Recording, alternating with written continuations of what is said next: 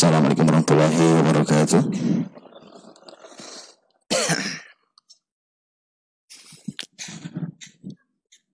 Alhamdulillah alladzi binicmatihi tatimmus shalihat. Asyhadu an la ilaha illallah wahdahu la syarika lah wa asyhadu anna Muhammadan abduhu wa rasuluh.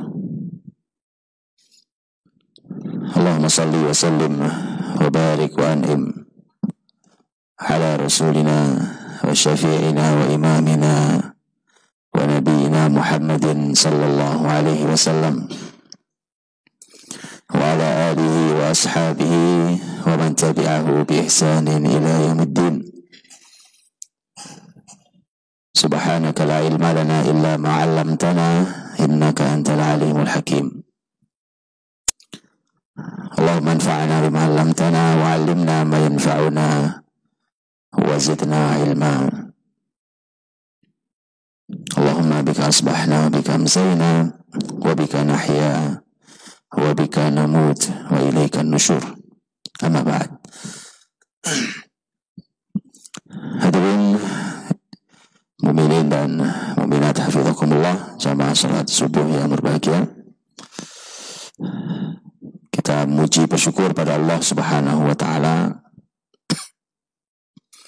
yang memberikan kenikmatan yang luar biasa pada kita semua. Dari semua kenikmatan yang harus kita iringi dengan ucapan hamdalah, alhamdulillah. Kalau Anda ingin tahu kenikmatan apa yang paling besar dalam hidup kita, maka lihatlah Al-Quran yang suratnya dimulai dengan hamdalah. Karena ada surat-surat dalam Al-Quran yang pembukaan suratnya dengan menggunakan hamdalah, alhamdulillah. Kalau Anda ingin tahu sekian banyak nikmat Allah yang kita rasakan, kita nikmati, yang Allah anugerahkan pada kita, maka lihatlah itu. Apa saja, di surat apa saja, dan isinya apa saja, itu PR buat Bapak Ibu. Biar akrab dengan Qur'annya. Silahkan dicari agar kita tahu. Karena kalau kita punya kenikmatan, tapi kita tidak merasa itu kenikmatan, maka kenikmatan itu akan kita sesali setelah ia pergi. Saat dia ada, kita tidak merasakan bahwa itu kenikmatan, sehingga kita menyia-nyiakannya. Untuk itu maka kenali dengan baik apa saja itu. Bapak Ibu dirahmati Allah Subhanahu wa taala.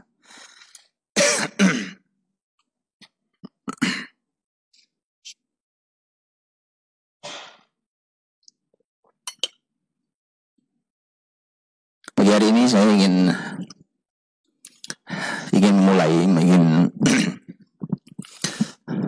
mentadaburi bersama baru seputaran Al-Quran, belum masuk ke dalam, lebih dalam. Kita ingin mengenali, mentadaburi di pagi hari ini adalah sebuah doa yang berhubungan dengan Al-Quran, yang diajarkan langsung oleh Rasul Sallallahu Alaihi Wasallam. Hadis sahih diriwayatkan oleh Imam Ahmad dalam musnadnya dari riwayat sahabat Abdullah bin Mas'ud radhiyallahu anhu. Doa yang mungkin Bapak Ibu hafal, di mana Rasul mengajarkan doa bunyinya begini: Allahumma inni abduk wa ibnu abdik wa ibnu amatik nasiyati biyadik madin fiyya hukmuk adlun fiyya qada'uk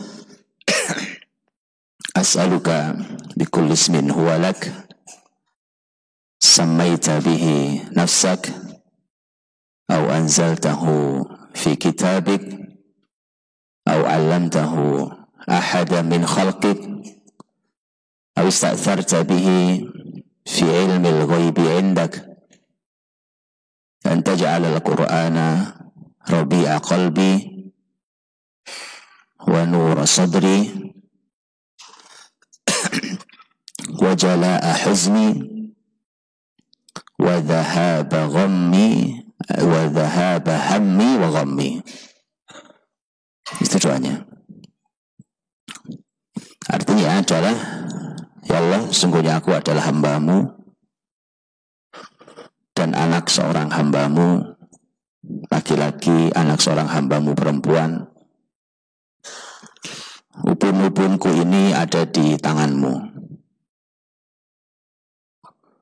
Berlakulah semua hukum-Mu padaku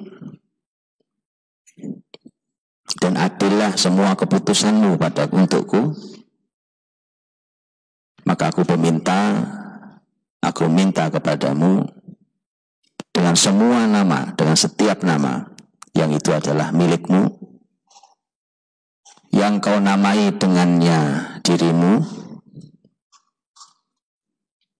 atau yang Kau turunkan ia di dalam kitab-Mu, atau yang Kau ajarkan dia dari seseorang di antara hamba-Mu, atau yang Kau simpan hanya diri-Mu yang tahu, agar Engkau jadikan Quran ini musim semi hatiku, cahaya dadaku, sebagai penyingkap kesedihanku dan sebagai pengusir kegundahan rasa sedihku. Bapak Ibu rahmati Allah SWT, saya hanya ingin mentadaburi doa itu karena itu berhubungan dengan Al-Quran kita sebelum jauh membuka Al-Quran Karim. Doa ini menarik, luar biasa, langsung mengajarkan Rasul. Justru doa ini diajarkan Nabi dengan yang disebut di dalam hadis itu. Kata Nabi, tidaklah seseorang mengalami kesedihan dalam hidupnya kemudian membaca doa ini kecuali pasti Allah gantikan dengan kebahagiaan. Ini luar biasa, Pak. Mengapa? Apa puncak yang dicari oleh manusia di dunia ini? Orang yang miskin berharap punya harta. Dikejarlah harta itu. Begitu dia dapat harta, ternyata dia tidak berhenti dengan harta itu. Tidak berhenti hanya cukup dengan kata kaya. Ternyata ada yang dia cari lagi setelah kaya. Betul? Orang yang sakit, dia cari kesehatan. Begitu dia jumpai kesehatan, ternyata sehat bukan segala-galanya. Maka dengan kesehatan itu dia masih mencari lagi sesuatu dengan kesehatan itu. Orang punya kenikmatan apapun, orang yang tidak punya anak umpamanya, dia berusaha sekuat tenaga untuk memiliki anak dengan berbagai macam caranya yang halal. Begitu dia punya anak, ternyata masih ada lagi yang dia kejar dengan anak itu. Ada sesuatu yang sedang dia cari dengan punya anak itu. Begitu seterusnya. Karena ternyata yang namanya sifatnya material, sifatnya harta, apapun itu, harta kah, kekayaan kah, kesehatan kah, apapun itu, ternyata semua itu hanya pengantar, hanya perantara agar kita mencapai bahagia, mencapai ketenangan jiwa, hidup yang menenteramkan. Makanya Bapak Ibu, kadang-kadang orang miskin jauh lebih bahagia dari orang kaya. Dan dia nikmati hidup ini. Karena ternyata setelah kaya sekalipun ternyata yang dicari orang bahagia. Dengan harta dia berpikir dia bisa membeli bahagia, maka dia berharap menjadi orang kaya. Orang sakit juga begitu. Orang sakit ingin sehat. Begitu dia sehat yang dicari ternyata bahagia. Karena begitu ternyata dia punya harta, dia sehat, tapi kemudian tidak bahagia. Malah ada yang berharap lebih baik saya kemarin miskin, Pak. Saya miskin lebih bahagia daripada kaya sekarang ini. Itu artinya bahwa bahagia di hati, ketenangan di jiwa, kesenangan, hilangnya kesedihan, itu adalah puncak dari semua yang diinginkan orang manusia hidup tinggal di dunia ini. Makanya oleh Al-Quran dibahasakan dengan bahasa bukan kaya, bukan sehat, bukan punya anak, bukan punya pasangan, tapi janji yang Allah berikan untuk orang-orang yang beriman adalah falanuhyiyannahu hayatan thayyibah. Pasti akan kami berikan, kata Allah, kehidupan yang thayyibah, kehidupan yang baik. Kehidupan yang baik itu yang dicari oleh orang. Kehidupan yang baik itu yang dicari oleh orang. Jadi tidak sebatas hanya seseorang kaya, tidak sebatas hanya seseorang punya pasangan. Semua itu ingin diraihnya dengan harapan bahwa dia bahagia. Bapak Ibu rahmati Allah. Maka kalau orang yang sedang bersedih kemudian kesedihan itu bisa hilang, bahkan Allah ganti, bukan cuma hilang. Karena kalau kita sedih terkadang kita berharapnya ya Allah hilangkan kesedihan ini. Tapi yang membaca doa tadi itu bukan cuma kesedihan yang hilang. Abdalahullahu farahan. Allah ganti ia dengan kebahagiaan. Jadi berbeda antara sedih yang hilang dengan sedih yang diganti dengan bahagia. Berbeda. Karena begitu sedih hilang, sudah, sedih hilang. Tapi apa Anda bahagia? Tidak bahagia juga, Pak. Tapi yang penting sekarang tidak sedih. Jadi levelnya doa ini itu sangat tinggi. Bayangkan kesedihan itu kemudian Allah ganti dengan kebahagiaan. Artinya bahwa kesedihannya sudah hilang, berganti dengan bahagia. Bagaimana rahmat Allah SWT. Dalam riwayat lain sahabat bertanya, ya Rasulullah, apakah kita harus mempelajari doa ini? Afala nata'allamuhun? Nabi SAW menjawab, yang bagi liman sami'ahun an yata'allamahun. Bahwa kata Nabi seharusnya begitu. Orang yang sudah mendengarkan doa ini semestinya dia segera mempelajarinya, mempelajari ilmunya. Bapak Ibu hari ini sudah mendengar doa ini, bahkan mungkin bukan pertama kali mendengar doa ini. Yang tersisa adalah mempelajarinya. Doa ini panjang, saya tidak membahas semua karena doa ini sangat panjang, karena ini berhubungan dengan banyak hal poin dalam doa ini. Dan nanti yang menarik adalah Bapak Ibu lihat apa hubungannya antara kata-kata, semua kata dalam doa ini hubungannya dengan penghilang rasa sedih, bahkan Allah ganti dengan bahagia. Karena di doa itu pun tidak ada kalimat yang mengatakan ya Allah hilangkan sedihku, tidak ada. Di doa itu juga tidak ada yang bunyinya ya Allah beri aku bahagia, juga tidak ada. Ya Bapak Ibu yang rahmati Allah, doa itu zikir itu kalau langsung dari teks wahyu, disitulah ampuhnya itu. Karena kadang kita minta bahagia tapi tidak ada kata bahagianya. Terkadang kita minta dihilangkan kesedihan, malah tidak ada bunyi minta ya Allah hilangkan kesedihanku. Bapak Ibu tahu doa yang bahkan tidak ada doanya. Karena kebanyakan kita kalau doa itu minta ya Allah beri aku ini, hilangkan dariku ini, kan doa begitu. Rasulullah SAW mengajarkan, kita loncat sedikit ke yang lain sebelum kita masuki. Rasulullah SAW mengajarkan doa kalau seseorang sedang mengalami al-karb al-azim. Al-karb al-azim, karb itu orang mengalami kesulitan yang sangat besar. Jadi orang kalau dalam kesulitan yang besar, Nabi perintahkan agar membaca wirid doa ini. Yaitu doa apa? La ilaha illallahul azimul halim, la ilaha illallah rabbul arsyil azim, la ilaha illallah rabbus samawati wal ardi rabbul arsyil karim. Gak ada permintaannya. Semuanya la ilaha illallah, la ilaha illallah. La ilaha illallah al-azim al-halim. La ilaha illallah rabbul arsyil azim.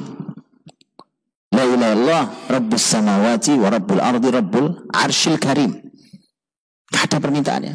Ya Allah, hilangkan kesulitan yang menghimpitku. Tidak ada di situ.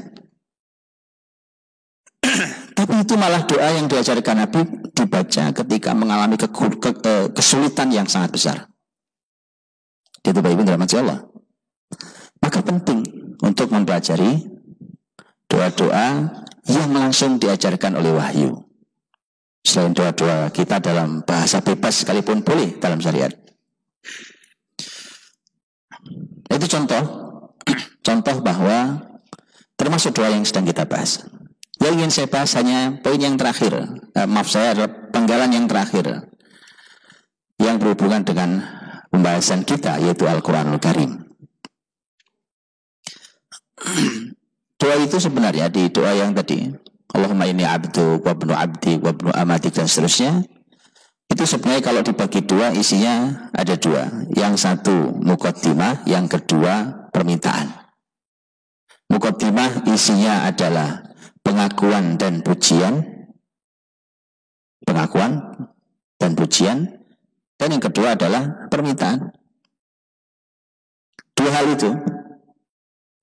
Maka yang saya ingin bahas hanya yang isinya permintaan. Walaupun pembahasan tentang muqaddimah itu bukan berarti muqaddimah dalam makna kita kalau tema muqaddimah itu adalah tema yang penting gak penting.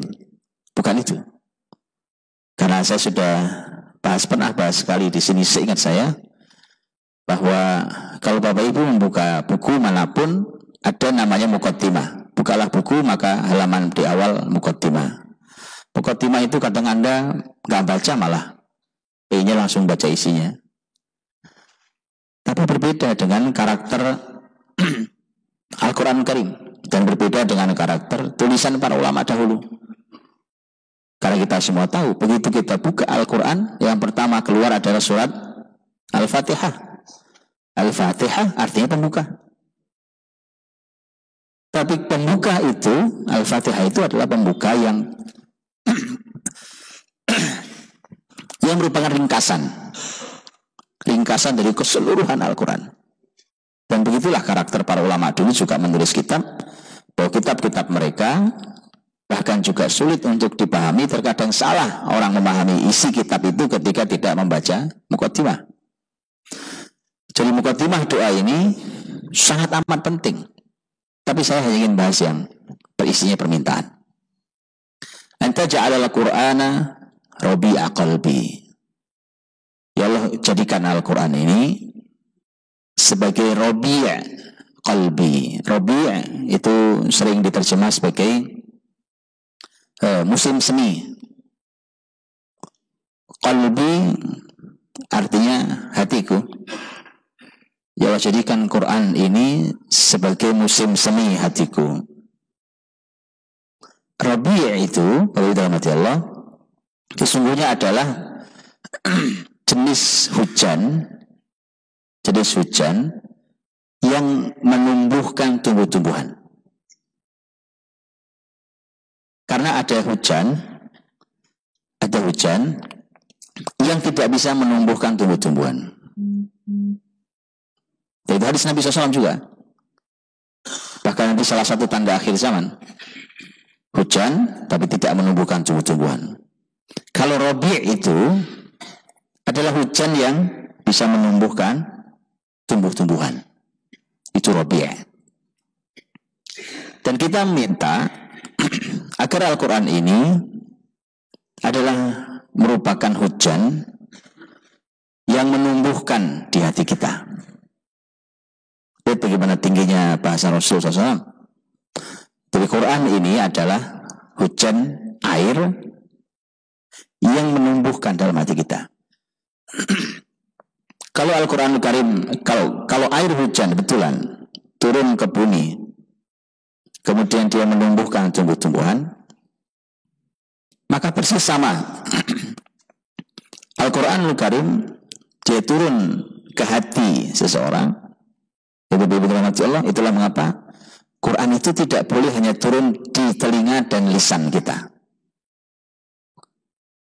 Dia turunnya harus di hati. Kalau turunnya di telinga kita, kita mendengarnya. Kalau turunnya di lisan kita, kita membaca atau bahkan menghafalnya. Kalau turunnya di otak kita, kita memahaminya, mengolahnya. Tapi turunnya di hati, dia jadi musim semi. Dan yang diminta oleh Nabi turunnya di hati. Dia jadi musim semi. Kalau air menumbuhkan tumbuh-tumbuhan, maka ulama mengatakan Quran menumbuhkan iman di hati kita. Bukan hanya iman sesungguhnya, menumbuhkan apa saja yang diperlukan oleh manusia dari semua kebaikan hatinya. Jadi Quran menjadi rabi' qalbi, jadi musim semi hatiku. Maka itu yang harus difikirkan, bagaimana Al-Quran yang didengar, bagaimana Al-Quran yang dibaca, bagaimana Al-Quran yang diolah oleh otaknya, dipahami menjadi ilmu tafsir. Dia harus turun ke hati semuanya.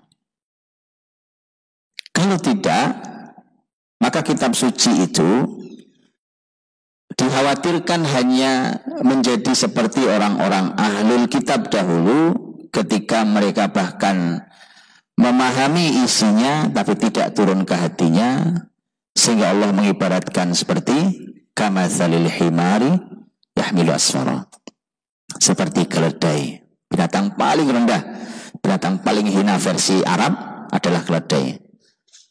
Keledai, bukan babi, bukan anjing, keledai. Paling bodoh, dianggap paling bodoh, itu adalah keledai. Dan Allah mengibaratkan sesuai dengan yang dipahami oleh masyarakat Arab tentang mereka yang ahlul kitab, tetapi kitab itu yang dipahami, yang dihafal, mungkin yang dibaca, tapi tidak bekerja pada hatinya. Maka yang diminta oleh Nabi SAW, bahkan untuk menghadirkan bahagia, menghilangkan semua rasa gundah dan sedih itu, ternyata adalah dengan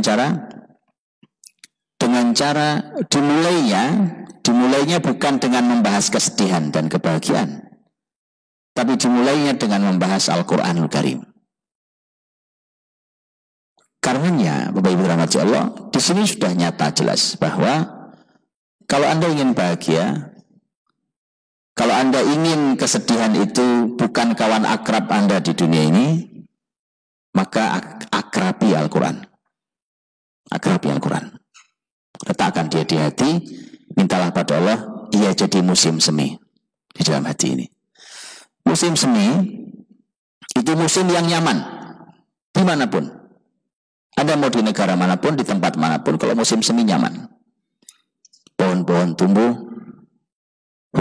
hujan turun, alam menjadi hijau, pohon apapun tumbuh, bunga-bunga juga bermekaran, semua menjadi warna-warni, menjadi indah, menyenangkan, menakjubkan. Itu yang Allah mau dari Al-Quran.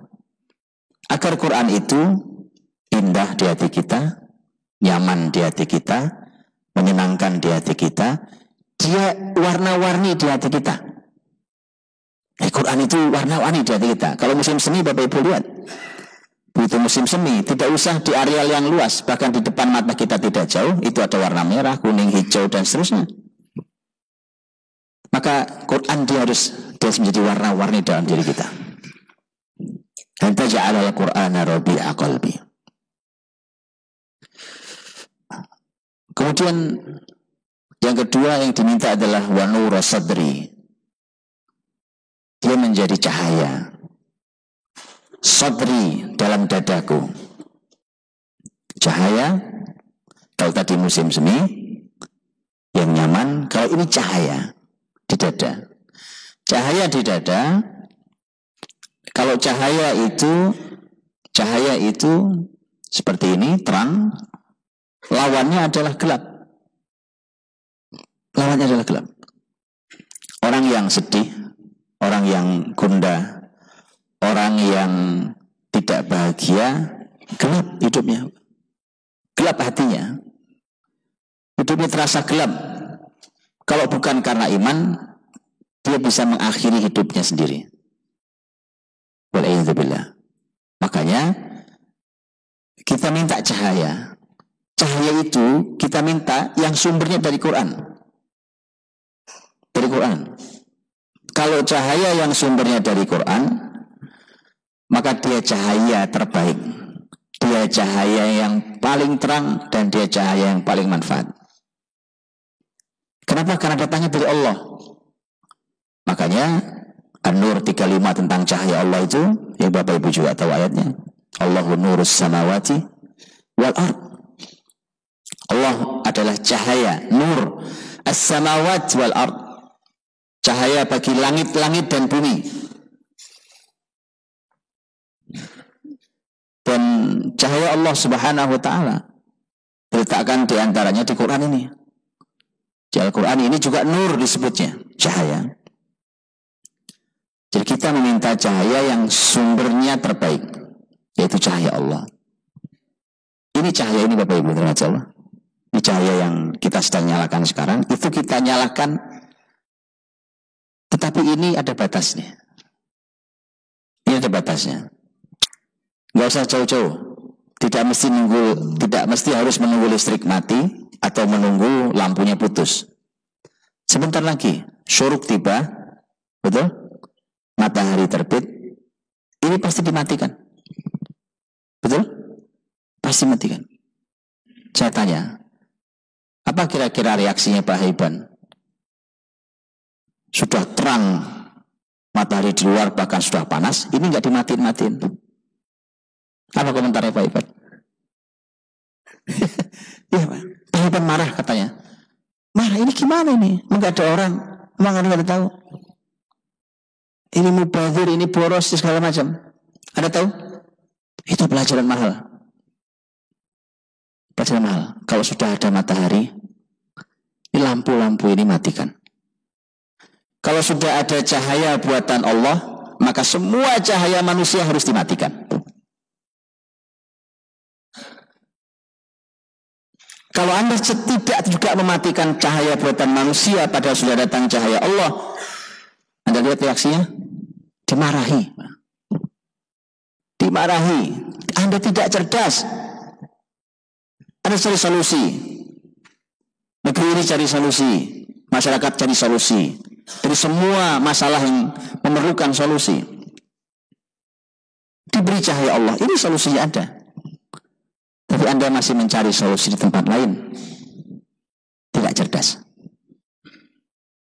Apa bandingannya lampu ini buatan manusia dengan lampu yang ada di langit matahari itu? Tidak ada bandingannya. Bapak Ibu tahu bahkan lampu yang tidak seterang matahari, rembulan. Rembulan itu sudah nyaris tidak bisa kita nikmati. Ada tahu sebabnya? Ada tahu sebabnya? Kalau yang pernah tinggal di kampung, menikmati rembulan, betul? Menikmati rembulan, Pak. Bahkan orang-orang anak kecil, semua orang dewasa menikmati bahkan melakukan aktivitas di saat rembulan, terang bulan itu. Tapi di sini berlalu dia lewat, kita ingat bahwa matahari itu sempurna hanya dengan puasa al-ayyamul bid bagi yang puasa. Kalau enggak kita enggak tahu rembulan sedang ada pada purnamanya. Anda tahu kenapa rembulan tidak bisa dinikmati? Kenapa di kampung Anda bisa menikmati, di sini enggak? Persis. Karena manusia angkuh dengan cahayanya sendiri. Maka cara menikmati rembulan adalah matikan cahayamu. Betul? begitu dimatikan lampu atau nggak sengaja mati listrik, begitu ada rembulan, orang akan bilang indah ya rembulannya, betul? Anda baru sadar bahwa rembulan indah ketika cahaya buatan manusia mati atau dimatikan. Ya, itu rahmat Allah. Maka yang kita minta adalah cahaya yang paling utama, yaitu Al-Quran. Dia minta menjadi nur sadri, cahaya di dalam dada kita. Mengapa kalau pembahasan tentang musim semi adanya di hati, tapi cahaya adanya di dada? Itu bunyi. Tadi yang pertama adalah musim semi di hati, tapi cahaya di dada. Anda tahu hati, Anda tahu dada. Gitu? Qalb, hati itu ada di dalam sadr, ada dalam dada. Hati ada dalam dada. Qalb ada dalam sadr. Mengapa kalau musim semi adanya di hati,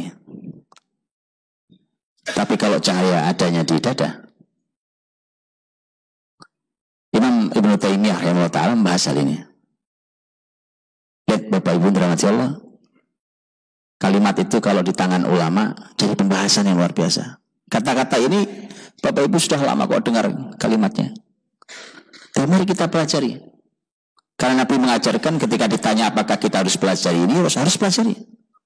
Siapa yang mendengarnya harus mempelajari doa-doa ini. Kalau musim, Bapak Ibu, kalau musim semi, hujan, tadi kan Robi itu hujan yang menumbuhkan. Hujan itu kalau tumbuh, umpamanya dia turunnya di Bambu Apus ini. Di Depok tidak turun hujan. Di tempat saya tinggal, umpamanya tidak turun hujan. Mana yang akan tumbuh? Apakah di Bambu Apus atau di Depok? Atau di dua-duanya yang tumbuh? Bambu Apus. Karena dia akan tumbuh hanya pada tempat yang dituruni oleh hujan. Dan qalb hati kita itu adalah tempat tertentu di dalam dada kita. Maka disitulah turunnya Quran, maka disitulah ditumbuhkannya. Tetapi kalau cahaya, saya senter dari Bambu Apus. Baik, saya buka cahaya dari Bambu Apus. Ada cahaya tertentu yang sampai Depok, betul? Nyenternya dari sini, Pak. Tapi sampai ke Depok. Paham kalimat saya? Karena cahaya menyebar. Itulah mengapa kalau cahaya itu tidak hanya di hati. Walau dia bermula dari hati, tapi dia menerangi semua dada kita. Yang isinya bukan hanya hati. Begitu kurang lebih ringkasan dari penjelasan Imam Ibnu Taimiyah rahimahullah ta'ala.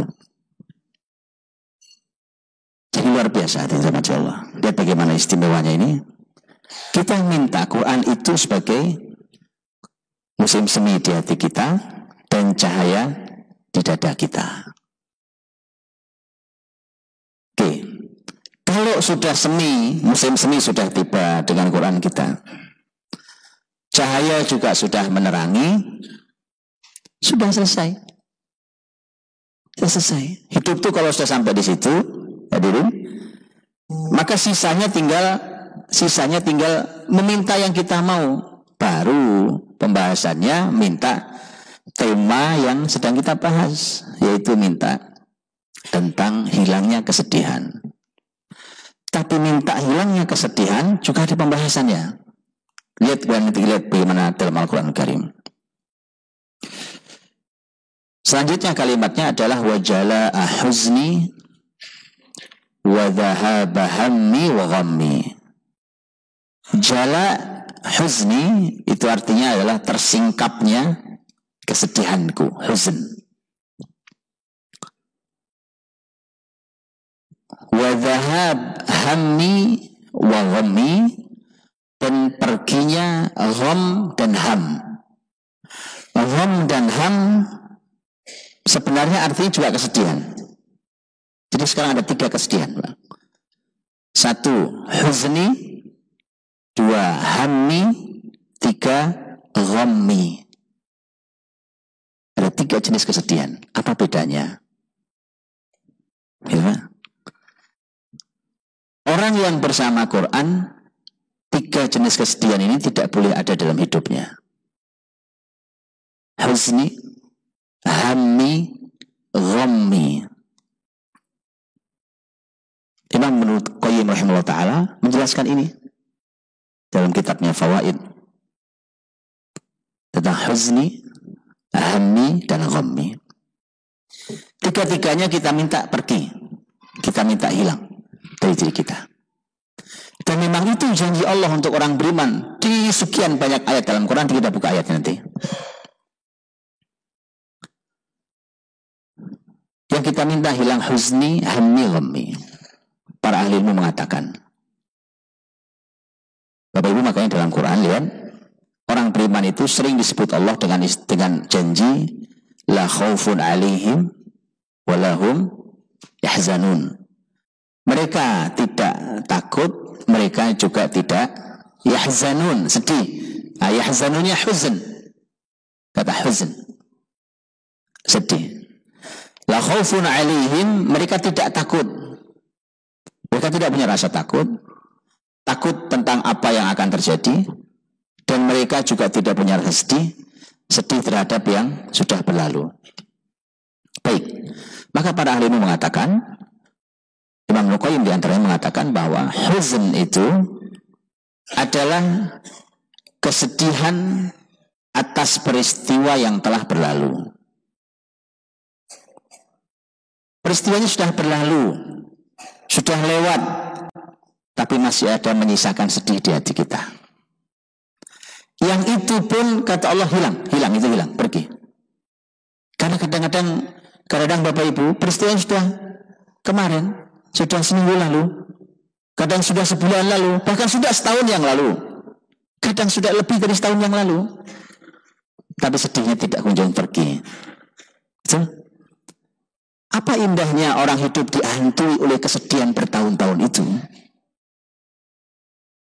Nah, Quran itu mengantarkan kita untuk menghilangkan jenis sedih yang seperti ini. Yang itu disebut dengan huzni, kesedihanku. Terus apa itu ghammi? Wa dhahaba ghammi. Apa itu hammi? Maaf, apa itu hammi dengan ha? Hilangnya hammi dan ghammi. Hammi adalah kegundahan. Kita mungkin lebih mudah menyebut dengan bahasa Indonesia yang kata kegundahan. Sebenarnya adalah dia kesedihan atau kegundahan pada peristiwa yang akan datang. Dia belum kejadian. Belum kejadian. Mungkin terjadi, namanya sesuatu yang akan datang kita tidak tahu, tapi mungkin terjadi, kita duga akan terjadi. Dan belum juga terjadi, tapi sudah memunculkan rasa sedih dan gundah. Itu namanya hammi. Melihat keadaan, melihat perekonomian semakin sulit dan segala macam, orang di kantornya mendengar bahwa akan ada pengurangan karyawan, ada pemecatan, ada peristiwa apa, sesuatu yang akan terjadi ini, orang gara-gara qadarullah terjadi, umpamanya kemarin peristiwa Krakatau ya, anak Krakatau, kemudian yang tinggal di sepanjang garis pantai menjadi khawatir, panik, tidak terjadi, di tempat dia tidak terjadi, tetapi menimbulkan kegundahan, was-was, rasa sedih, khawatir. Itu namanya ham. Itu pun hilang. Lihat betapa nikmat ya. Terus apa ghammi? Dengan ghaim. Kalau tadi hammi, apa ghammi? Imam Ibnu Qayyim menyampaikan, ghammi adalah kesedihan yang terjadi sekarang. Sekarang sedang berlangsung kesedihan ini. Dan faktornya juga karena sekarang ini. Baik faktornya Anda ketahui atau tidak. Sebabnya bisa Anda ketahui, bisa tidak Anda ketahui. Karena Bapak Ibu kadang-kadang kesedihan itu kita nggak tahu sebabnya. Pokoknya tahu-tahu hati ini pagi ini nggak enak lah. Begitu ditanya, kenapa? Nggak tahu saya. Pokoknya nggak nyaman. Betul? Oh iya. Imam Ibnu Sirin, ini ulama tabi'in, Muhammad bin Sirin, rahimahullah ta'ala. Ketika suatu hari beliau, dan ini peristiwa ini juga tidak hanya sekali. Beberapa ulama mengalami peristiwa yang begitu, tapi nilainya tinggi. Ketika suatu hari dia merasakan kesedihan. Itu sedih. Kenapa ya sedih hari ini? Dicari sebabnya, nggak ada. Tidak ada sebabnya. Sekarang saya merasakannya, saya tidak tahu bahkan sebabnya apa. Itu kalau versi para ulama, Pak. Ada kisah versi Ibnu Sirin rahimahullah ta'ala, ada versi Al-Qurtubi rahimahullah ta'ala. Itu kalau mereka akan mencoba narik ke belakang, kemudian mencari dosa apa yang saya lakukan sampai sedihnya baru muncul hari ini. Gitu. Kalau versi Imam Ibnu Sirin, beliau sampai mengatakan ketika suatu hari sedih dengan begitu, dia ingat tertarik, dia ingat, saya lakukan kesalahan 20 tahun yang lalu. La ilaha illallah. Dosa itu punya ingatan yang panjang, Pak. Semoga Allah ampuni kita. 20 tahun lalu kita lakukan, dampaknya kita rasakan hari ini. Mengapa, Bapak Ibu? Bersyukurlah. Sedih itu kadang harus disyukuri, Pak. Kenapa gitu ya? Karena ada dosa-dosa yang diampuninya dengan kesedihan. Ada dosa-dosa yang diampuninya dengan kesedihan. Cara Allah mengampuni dosa itu macam-macam. Bahkan Allah tidak perlu menghukum manusia, Allah bisa ampuni. Orang taubat, Allah ampuni. Ulaika yubaddilullahu sayyi'atihim hasanat. Allah ganti bahkan kejahatan, keburukan dalam catatan amal manusia diganti dengan nilainya baik, semua kebaikan. Bisa Allah ganti. Tapi kadang untuk Allah mengampuni kita, ada yang harus diberikan ujian. Ujiannya macam-macam. Berbagai macam kesulitan hidup. Tapi ada dosa-dosa yang oleh Allah diampuni hanya dengan diberi kesedihan pada orang itu. Dengan itu, maka Allah ampuni dosanya. Jadi, sekali waktu, nikmatilah kesedihan sebagai ampunan. Maka, kalau sedang sedih, mintalah pada Allah. Ya Allah, hari ini saya sedih, tapi jadikan dia sebagai ampunan atas dosa-dosa saya. Gitu ya.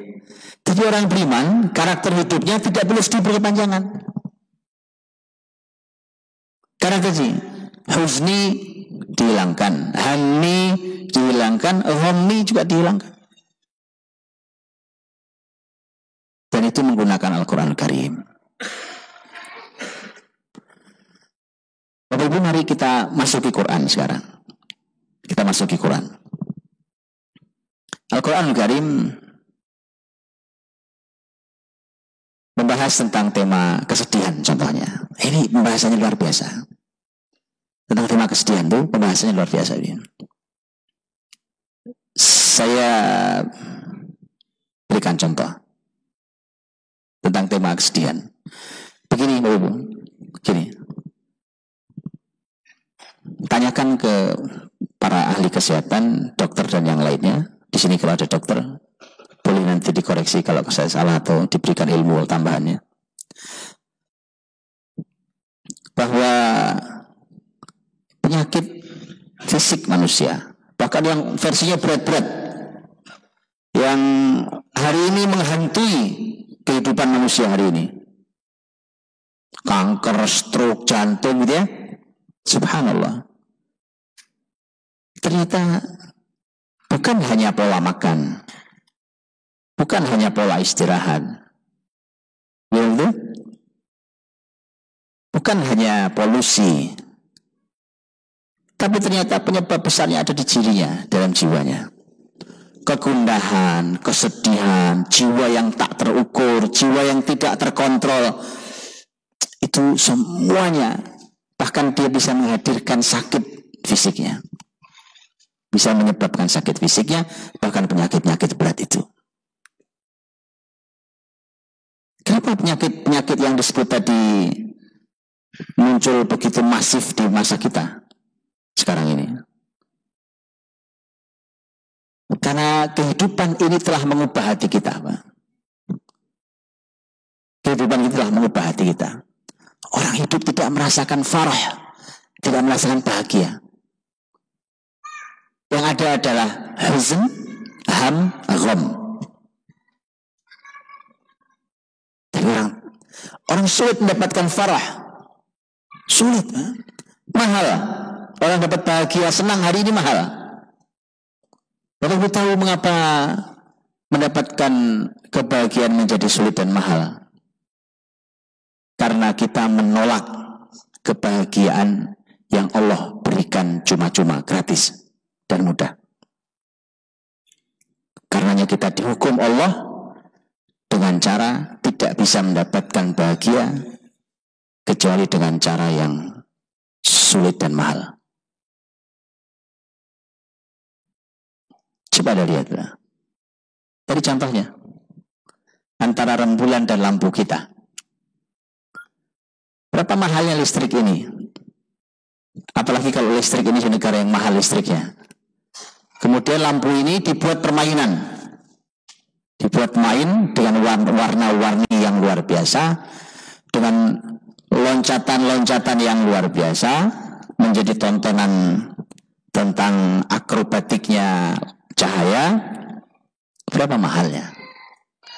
Begitu Anda matikan, Anda lihat rembulan dan bintang. Betapa mahal dan sulitnya hari ini kita bahagia hanya untuk bermain air. Betul? Yang paling dekat dengan Bambu Apus Taman Mini. Berapa harganya main air di dalam Taman Mini? Mahal bukan? Mahal, Pak. Satu orangnya mahal. Kenapa? Karena begitu Allah kasih bahagia dengan turun hujan, orang nggak ada yang mau hujan-hujanan. Malah anaknya hujan-hujanan diteriakin. Masuk, nanti sakit. Allah itu memberi bahagia dengan cara mudah, Pak.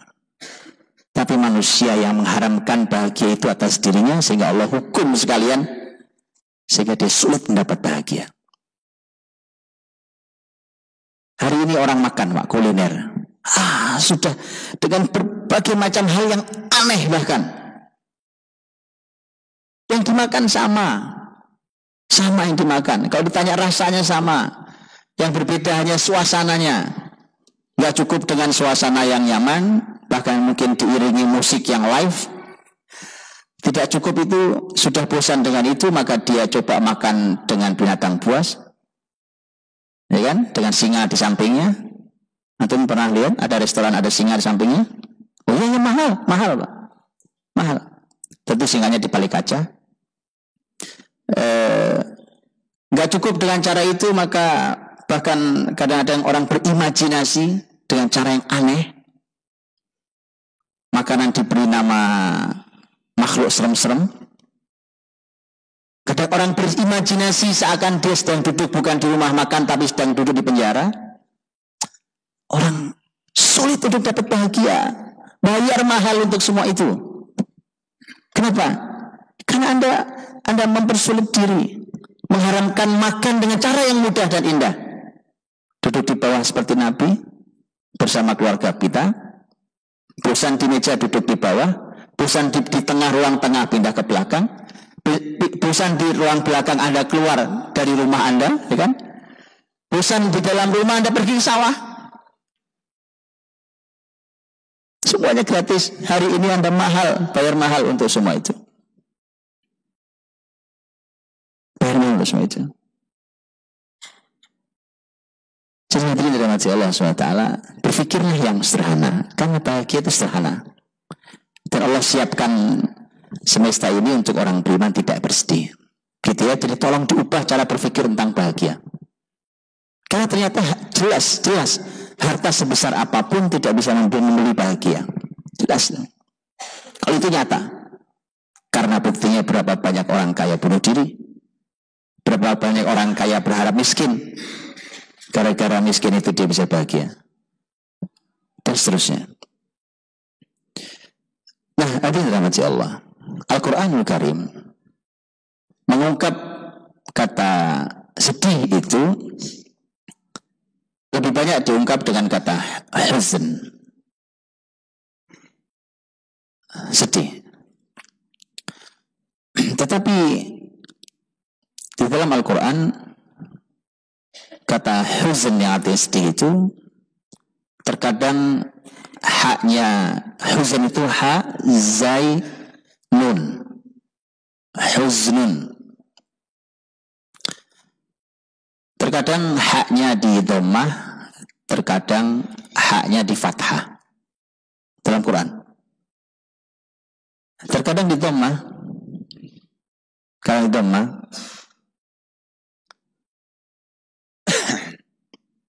seperti kisah Nabi Yakub alaihissalam yang buta.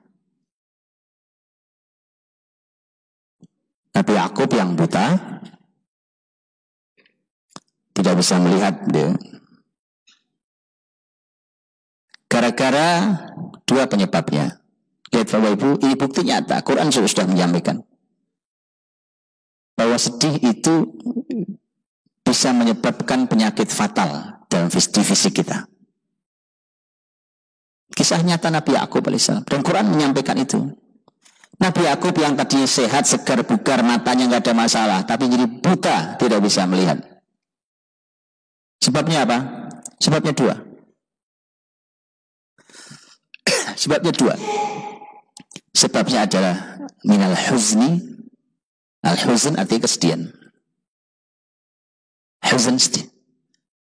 Wa huwa kadhim. Kadhim itu adalah kemarahan yang disembunyikan dalam dirinya.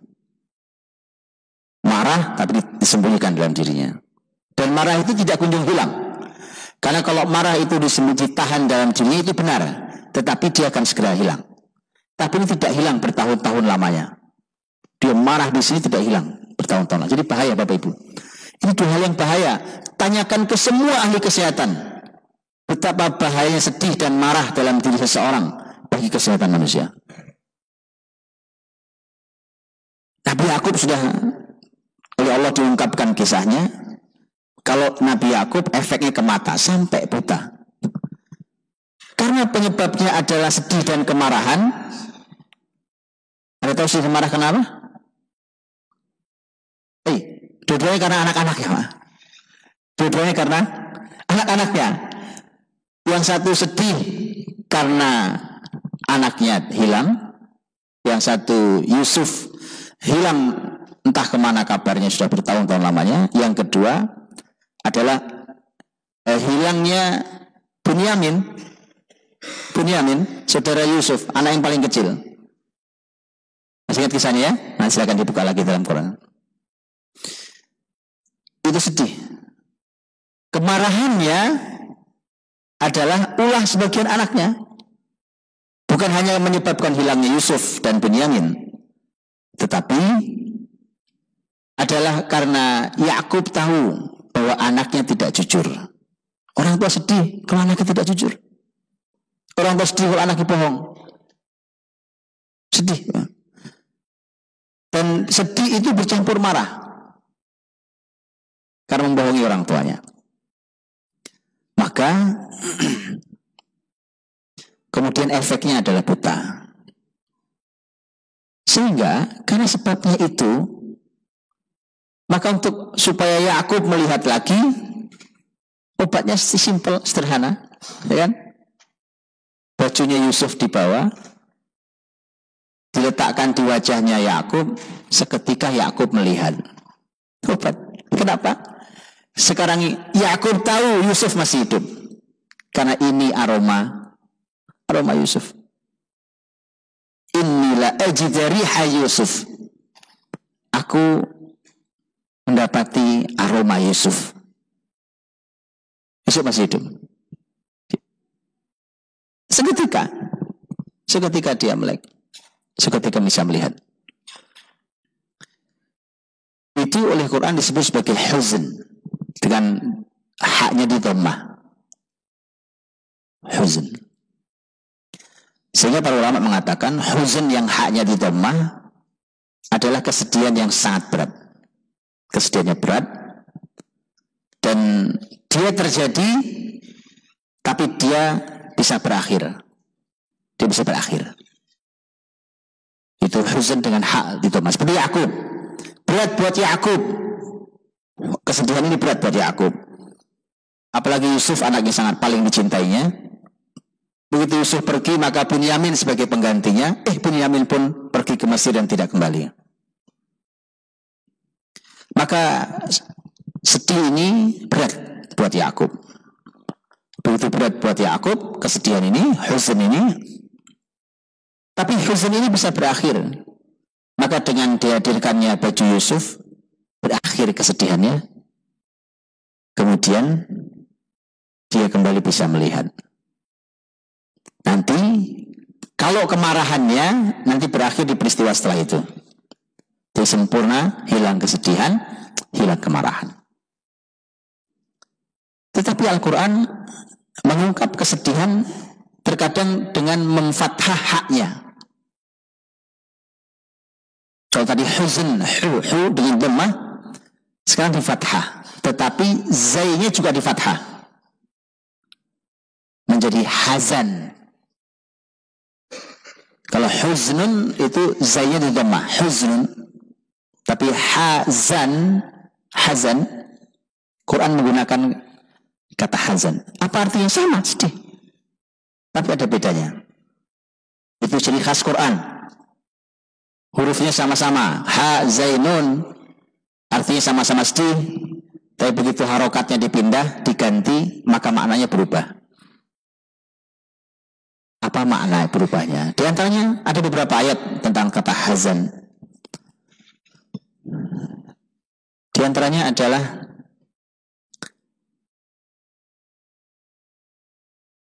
dalam surat Fatir, ketika semoga Allah kumpulkan kita di surga Allah SWT. Ketika ahli surga berkumpul di surga Allah, menikmati semua kenikmatan yang tidak pernah terlintas di benak manusia, kemudian saling bercerita. Namanya orang ngumpul, duduk, bersantai dalam bahagia, mereka saling bercerita. Nah, cerita itu namanya cerita, Pak. Bayangkan, orang masuk surga. Kok jangan masuk surga, Pak? Sekarang gini, Anda naik gunung. Gunungnya usah tinggi-tinggi lah. Naik gunung lah. Gunung di Bogor, situ umpamanya naik gunung.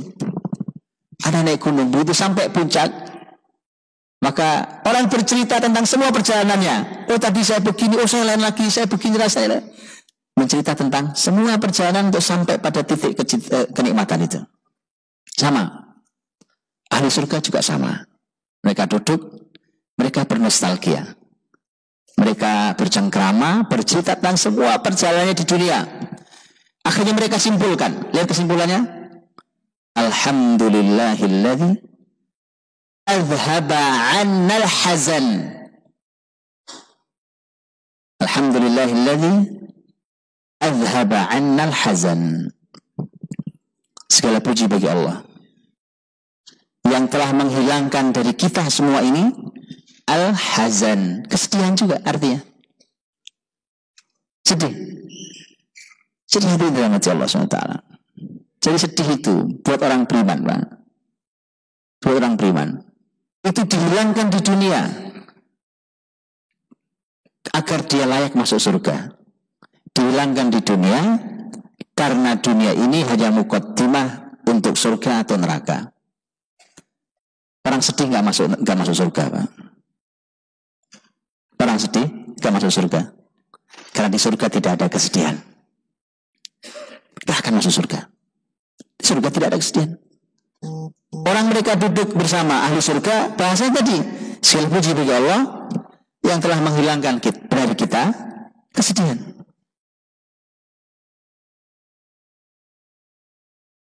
Jadi kalau Anda sedih berkelanjutan tidak ada habisnya, mari kita pikirkan, bukan hanya masalah di dunia, yang lebih dikhawatirkan jangan-jangan ini tidak layak masuk surga. Betulan nih, Pak. Maka al-hazan dibahas oleh para ulama. Terus apa bedanya kalau gitu antara hak yang di dhammah dan hak yang di fathah? Al-hazan. Tapi hazan juga diungkapkan di dalam ayat lain, umpamanya orang-orang beriman ini di peristiwa perang Tabuk diabadikan dalam surat Taubah. Orang-orang yang beriman ingin ikut perang Tabuk. Tabuk itu jauh dari Madinah. Saat itu musim ketika muslimin dalam keadaan sulit, dan satu unta itu sudah dipakai bergantian naik oleh beberapa orang. Kalau satu naik yang lain jalan, itu satu unta untuk bergantian sekian banyak orang, sampai sudah tidak ada lagi kendaraan yang bisa mengangkut, ya. Dan kemudian ada sekelompok mukminin yang ingin ikut jihad, tapi tidak ada yang bisa ngangkut dia, nggak mungkin juga jalan kaki sejauh itu. Maka Quran surat At-Taubah mengungkapkan bahwa orang-orang beriman ini karena tidak bisa diangkut untuk jihad di perang Tabuk, maka dia pergi. Setelah bicara ke Nabi bilang, "Qul la ajidu ma ahmilukum alaih." La ajidu ma ahmilukum alaih, aku tidak punya lagi kendaraan yang bisa ngangkut kalian. Maka orang-orang itu pergi dalam keadaan hazanan alla yajidu ma yunfikun. Hazanan, sedih, tapi pakai fathah haknya. Hazanan alla yajidu ma yunfikun. Dia sedih karena orang-orang itu tidak bisa memberikan apa-apa dalam jihad ini. Bahkan ikut juga nggak bisa. Baik. Dan itu selalu orang beriman, Bapak Ibu. Orang beriman itu sedih kalau tidak bisa melakukan kebaikan. Itu ciri orang beriman. Sedih kalau tidak bisa melakukan kebaikan. Sedih ketika kehilangan kesempatan untuk berbuat kebaikan. Itu orang beriman. Ya. Apa itu hazan kalau begitu? Walaupun nanti masih ada ayat yang lain, tapi saya lihat kalau dua ayat ini. Yang satu adalah kisah perbincangan ahli surga, yang satu adalah orang-orang yang mau ikut jihad di Tabuk tapi tidak bisa ikut. Dua-duanya diungkapkan sedih dengan kata sedih, tetapi menggunakan hak yang di fathah.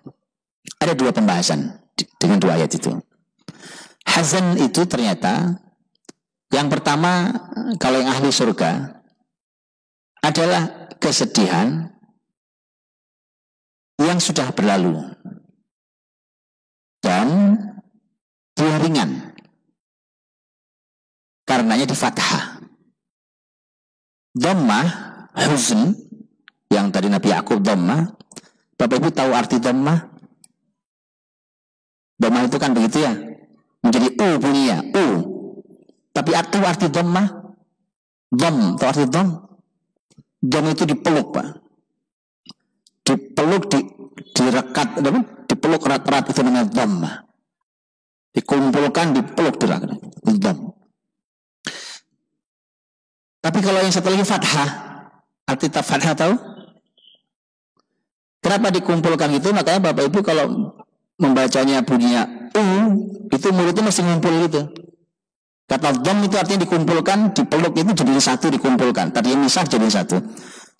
Cara bacanya juga sama. U-nya juga mulutnya mesti begitu. Ngumpul gitu, betul ya? Kalau fathah apa artinya? Fathah apa artinya? Fathah artinya buka, membuka. Ada baca A, nggak mungkin nggak buka. Mau baca, tata, semua mesti buka.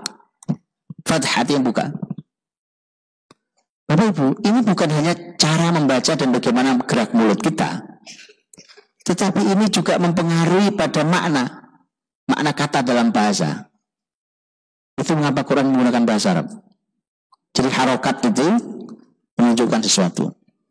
Kalau huzn yang dengan dhammah seperti kisah Nabi Yakub tadi, itu kesedihannya masih memeluknya terus, menekannya terus, mengumpulkan Yakub dalam kesedihan itu. Tapi kalau yang hazan itu sedihnya sudah terbuka. Begitu terbuka sudah pergi kesedihannya. Makanya dia hanya menjadi sebuah kenangan bagi ahli surga. Kalau kita membicarakan tentang kesedihan yang sudah berlalu, Dan sekarang kita membicarakannya dalam keadaan bahagia, maka membicarakan kesedihan itu di sini ringan rasanya, betul? Di sini ringan rasanya. Dulu sih kita memang begini, dulu memang kita susah, itu dulu. Sekarang kita senang. Kita bicaranya sedang dalam keadaan senang. Seperti yang di surga, semua perjuangan sudah selesai, sekarang tinggal kenikmatan menikmatinya. Maka yang sudah berlalu itu kesedihan, memang kesedihan.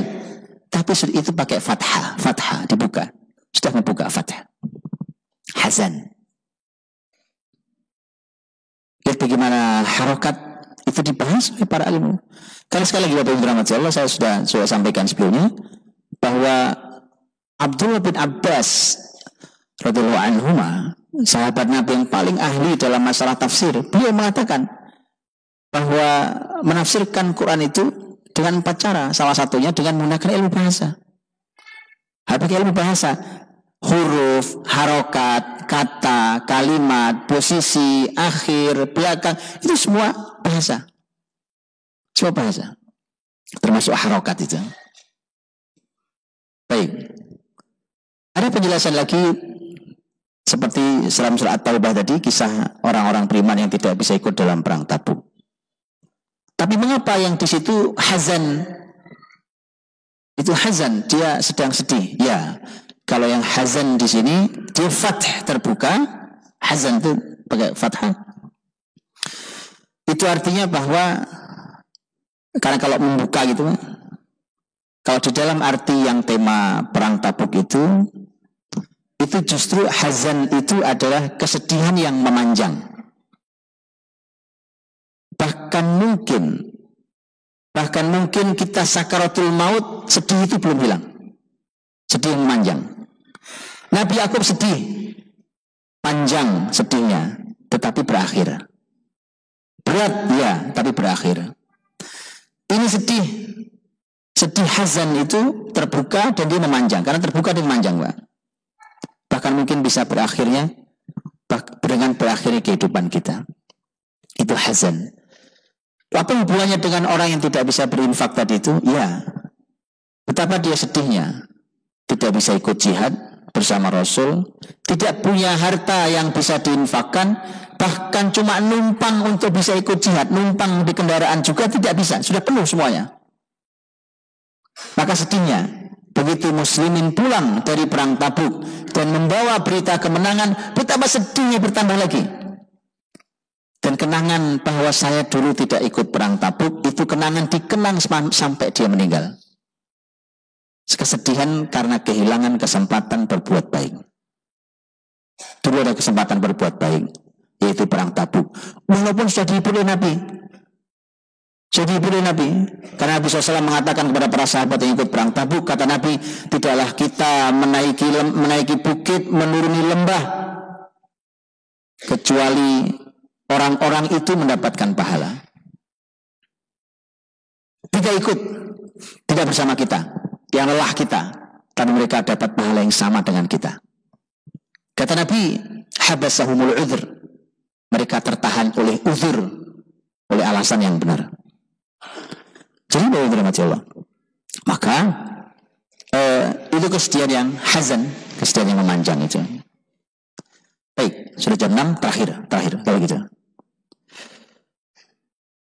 Tema kesedihan tema yang panjang dalam Quran, dan ini kalau dibahas detail pembahasannya sangat menarik. Ini cuma salah satu contoh Bapak Ibu, saya cuma memberikan contoh. Bagaimana yang disebut dengan namanya tafsir maudhu'i, tafsir tematik. Tafsir tematik itu hari ini sangat bermanfaat buat orang hari ini karena dia sering menghadirkan ilmu-ilmu baru. Tafsir tematik itu sering menghadirkan solusi-solusi baru untuk zaman kita hari ini. Tafsir tematik. Tema kesedihan ini akan terungkap dari sebabnya sampai solusinya. Kalau dibahas satu persatu ayat yang mengungkap dengan tema kesedihan. Makanya harus dipelajari tentang hal itu. Ini disebut dengan tafsir tematik namanya. Jadi satu temanya yang paling sedih, itu tema dibahas oleh Al-Quran. Umpamanya sedih dalam Quran, berarti Anda harus mengeluarkan semua kata sedih dalam Quran. Kemudian dianalisa satu persatu. Dia akan menghasilkan banyak ilmu dan bahkan bisa menghadirkan solusi yang bahkan belum ada zaman ini. Tafsir tematik itu. Dan yang pasti, Bapak Ibu, kita dilarang Allah untuk bersedih. Orang beriman dijamin untuk tidak sedih. Dari sejak ibu kita mengandung kita, sampai nanti kita berbincang kenangan dengan ahli surga yang lainnya. Makanya, lihatlah bagaimana Allah mengungkapkan kisah tentang Maryam yang saat itu sedang hamil, sedang mengandung, dalam keadaan sedih, dilarang untuk sedih. Wa nadaha min tahtiha alla tahzani, jangan sedih, wahai Maryam. Qad ja'ala rabbuki tahtaki sariyah wa huzzi ilayki bi jid'in nakhlah tusaqit 'alayki rutaban janiyah. Guncang-guncanglah kurma itu, maka berjatuhan rutab, kurma muda yang manis. Fakuli washrabi wa qarri 'aina, makanlah wahai Maryam, minumlah wahai Maryam, dan bersenang hatilah kamu. Jadi dari sejak sang bunda mengandung anaknya, sang bunda tidak boleh sedih. Janin belum lagi keluar ke muka bumi ini, tidak boleh sedih. Mengapa? Karena kesedihan bunda berpengaruh pada janinnya. Sangat berpengaruh pada janinnya. Ibu-ibu yang hamil dalam keadaan sedih itu bahaya. Karena menurut penelitian ilmiah, bahkan orang dalam keadaan tekanan stres ketika dia hamil itu berpotensi membuat kelahiran bayi cacat. Maka saya berpikir, wallahu alam, apakah banyaknya bayi cacat yang lahir di zaman kita hari ini sebabnya karena memang banyak bunda yang sedih. Kehidupan ini membuat semua orang jadi sedih. Apa sebabnya? Berbahagia dengan cara sederhana. Dengan cara yang Allah tunjukkan, bahagia itu sederhana. Allah berikan bahkan banyak yang gratis, cuma-cuma. Tidak perlu membeli Anda, nggak perlu mengeluarkan uang untuk bahagia. Allah siapkan ini untuk Anda bahagia. Jadi kita dilarang sedih dari sejak kita dalam kandungan. Bunda kita nggak boleh sedih saat mengandung kita, agar kita bayi lahir dalam keadaan sempurna. Dan sampai kita nikmati kesempurnaan bahagia di surga Allah Subhanahu wa Ta'ala. Dan saat itu yang kita kenang adalah kesedihan yang sudah berlalu. Di tengah-tengahnya Quran mengungkapkan dalam banyak fase kehidupan tidak boleh sedih. Selalu gunakan kata la sebelumnya. Jangan bersedih. La tahzan, la yahzanun. Tidak boleh sedih. Tidak. Sedih diungkapkan dengan kata tidak atau jangan. Sebelum kata huzn ada kata tidak, ada kata jangan. Maka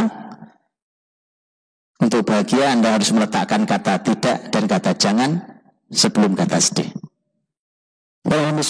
Saya kira itu. Mudah-mudahan bisa kita ambil hikmahnya.